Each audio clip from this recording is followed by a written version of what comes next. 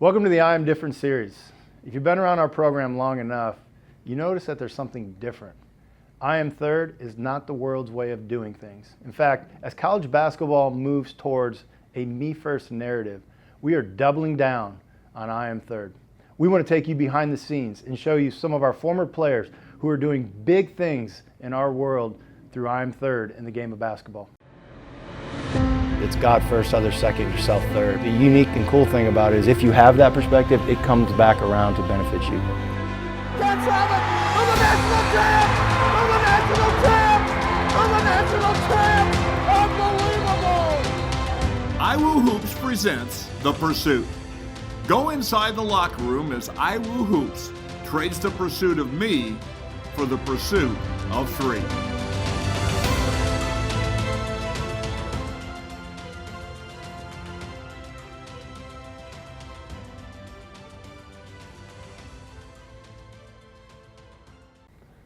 Welcome to another season of the Pursuit Podcast. I'm Jeff Clark, the Associate Head Basketball Coach at Indiana Wesleyan, here with Coach Tonagel. And Coach, this season we're going to be talking about what it means to be different. And it's something we're going through with our team right now, but let's just take a step back and look at the bigger picture. Why are we going deeper on being different right now in this moment?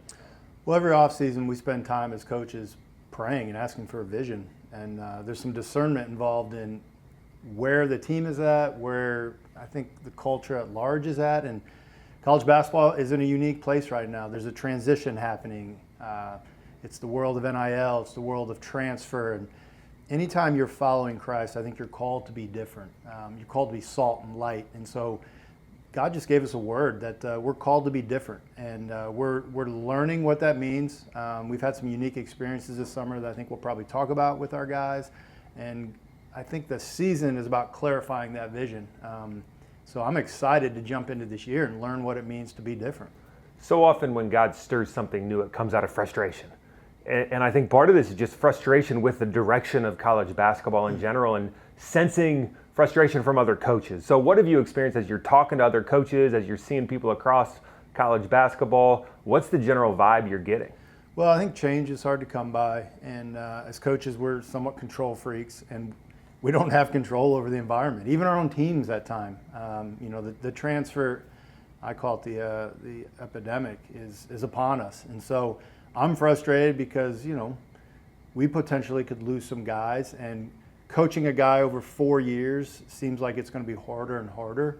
But at the same time, God's calling, I think, men like us to lean into the moment and to be different and to be a place where guys want to come and experience something totally different.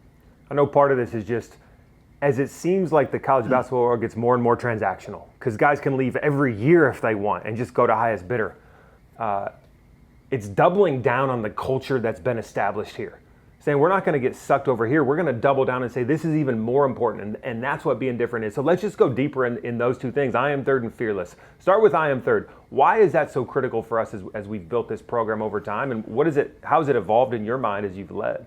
Yeah, I think you're right. In times of uncertainty, it's time to double down. It's time to say, all right, God, you've given us a clear vision that we are to live our lives in a God first and others second. And it seems like that would be the opposite way to do things now. I got to look out for myself. I got to protect. I've got to really look inward. But that's not the call of the kingdom. And we're calling our guys to double down on that. And we're really teaching I Am Third. We're trying to live I Am Third. Because at the end of the day, I think the transient nature of the portal right now just means guys are more unhappy. They're looking and searching for something that they haven't found. And ultimately what they want, I think, is found in a team that lives I Am Third. It's a team that lives differently. You talk about different relationships. I mean, guys are starving for relationships. Well, you don't get relationships hopping from place to place. You get relationships from putting roots in the ground and being at a place for some time. And so we want to be that place and build that place that's going to actually draw people to Indiana Wesleyan. Talk about Fearless now, because Fearless obviously has been something that's come after I Am Third, but has become just as important in the culture here that's been built. Yeah, I mean, I think if you pay attention to culture right now, fear is the dominant emotion in our culture. And in sports, there's a lot of different ways fear expresses itself. We've seen players talk about, the fear of not being good enough, the fear of insignificance, the fear of failure. And oftentimes in coaching, and without even knowing it, I think we drive these fears deeper, right? By the way we talk to our players, by maybe the way we motivate them. So we're doubling down on removing fear from the game, asking God, how do we do that? And the only way that I know how is biblically. It's the example of Christ. He took fear out of the situation. He took fear away from people, and he spoke love into them. And so infusing our coaching with that fearless mentality, I think positions our guys to be not only different, but an advantage. I'm reminded as we're talking now, you just talked about the importance of relationships and how people just crave relationships. And go back 20 years. And part of the fear was, man, if we go all in on this model, will people come? And what we found is a higher level of player have come. Talk how that's happening again. Doubling down on I am third. Why is that drawing a higher level of person and a higher level of player? And what's happening with the relationship in the locker room as a result? Well, I think what we've seen as guys have come into this program, whether it's a high school or whether it's an elite transfer, we are true to who we are. We're not trying to sell something we're not. And so we're very honest about this place isn't for everybody. Because we're going to put Christ at the center, and we're going to put other people before yourselves. And so in a culture that's very me-centered, looking for the next thing that's going to elevate oneself, oftentimes people will say, hey, that's not for me. And that's fine, because we're very protective of our culture. But at the same time, there are so many quality young men out there who are looking for that, who are talented and want that environment. And when you have that environment, I think you become a magnet, for such talent. And so a lot of guys are choosing this place because that's what they want, and they haven't found it yet. I hear a lot of coaches, when they start talking about faith, they pretty much move to other second. They talk about being unselfish. But I just heard you explicitly say Christ first. What's that look like when you're different in that way, either from other Christian coaches who have a unselfish culture, but maybe are lacking that presence of Christ? What does it look like to coach differently and put Christ at the center of the program and your coaching?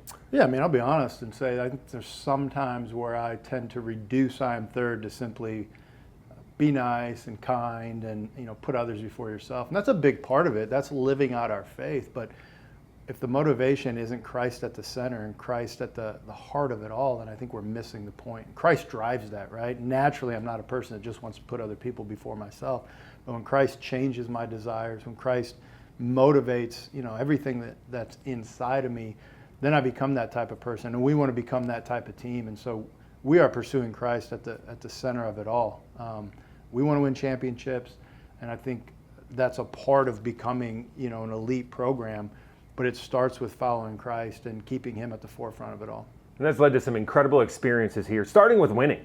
How has that pursuit led to Indiana Wesleyan being one of the most successful programs in the country in your tenure? Well, the numbers don't lie. We don't lead with the numbers. We don't jump on this podcast and say, hey, we've averaged 30 wins per season almost over the last 20 years, or we don't talk about our national championships first, but it's certainly a part of it, because I think excellence is a part of the journey of becoming like Christ. As we become like Christ, I think we become better in everything we do. You can see it as a husband, right? As I become closer to Christ, I become a much better husband or father.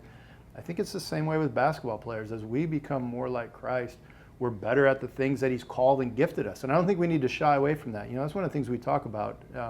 Humility isn't denying the gifts that I've been given. It's recognizing those gifts, but stewarding them towards other people. And there's a moment where and I think we do this as coaches, we point out to others, you've been gifted in this way, go use it. Recognize what God has given you, but then steward it aggressively. And that's a different form of humility than I think our world recognizes and understands. And when a team does that, all the potential in the room rises. And I think we see that year in and year out. So moving beyond winning to the experiences, I'm thinking back to 20 years ago and the cars we were driving around in and what we were eating and what our locker room looked like, to now where you're talking about top of the line facilities, our guys get great experiences. What have you seen in the growth there, and what is different about what our guys get to experience because they play at Indiana Wesleyan? I had a conversation with a transfer who's been at 2 Division I schools the other day, and I said, hey, you've been here now for the whole summer and the start of school. What's been different? And he goes, I had no idea that Indiana Wesleyan had these resources. And I said, how's it compare? And he says, not even close to the schools that I've been to. And I think that's a testament to what we're building. It's a testament to the buy-in that we have from from donors and other constituents, alumni. They want to make this place elite. And we've said from the beginning, our vision was, can we become the Duke of Christian college basketball? Meaning, there's a level of excellence, but there's a level of like spiritual depth. And when you combine those two, you just become a very rare place. How about the upcoming arena? We got to touch on that when you're talking about being different. You got to be excited, obviously, for years of prayer, and talk about the journey to that and just what it could do for this program. Yeah, I can't be more excited to talk about the new arena that's coming. We're putting a shovel in the ground probably, in December of 2024. And it's just been a vision for a long time. We've envisioned having the premier facility in the country. We've got our own practice facility coming. And it just really speaks to I Am Third. We're trying to platform and leverage up I Am Third even to another level. And so many people have worked hard to make this happen. We've hit the ground running, and now we just need to complete it.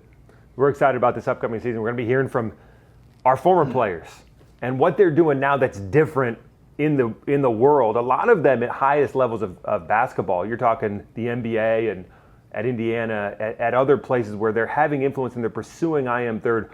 What's it mean to you as a coach when you're seeing players not just be part of I Am Third here, but actually take it and seed it in other places and see I Am Third go forward? Yeah, it means the world.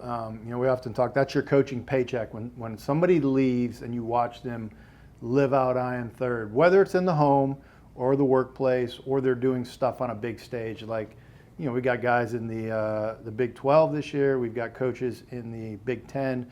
We've got guys in the NBA now, and we've got high school coaches. And so it just means the world that they're living this out, that it's actually been transformational. It changed their lives in a way so much as they want to spread it. And our goal is that I Am Third touches every program at every level across the world because we believe God is using I Am Third in sports, right? Sports they're the thing in our culture that people love the most and worship the most. They've become an idol. So what a better opportunity to say, hey, instead of worshiping the idol, let's worship God and then let him give you joy and peace in the sport and the thing that you love. We're excited about that. So let's let listeners come inside a home visit with a recruit. And we've been talking about the culture here. We've been talking about the quality of people and player here. We've been talking about the experience. You've got a minute to just sell what makes Indiana Wesleyan basketball different. Man, that's a tough question right there. But I think at the end of the day, we can offer you everything that you want. We can offer you an elite basketball experience. We've got guys going on to play professionally all over the world, and we've got one knocking on the door in the NBA. But at the same time, we're going to pour into you relationally and spiritually, and we're going to equip you not just for the next 4 years, 8 years, but for the next 40 years of your life. There's not a lot of places you can get that. There's not going to be the intentionality that you're going to get. And, there's no guarantees in life, but you're going to walk away saying, man, that was the best 4 years of my life. And we're excited to take you inside some of these stories of former players. He mentioned Kyle Mangus knocking on the door in the NBA. What's it look like to go to the Los Angeles Lakers Summer League and be different there? Talking to Nate Childress about being an IU and what's it mean to be different there. And a lot of former players at different levels doing different things in life, but pursuing I Am Third and fearless and living it out in different places and how that comes to light. So we're excited for you to see that in this upcoming season.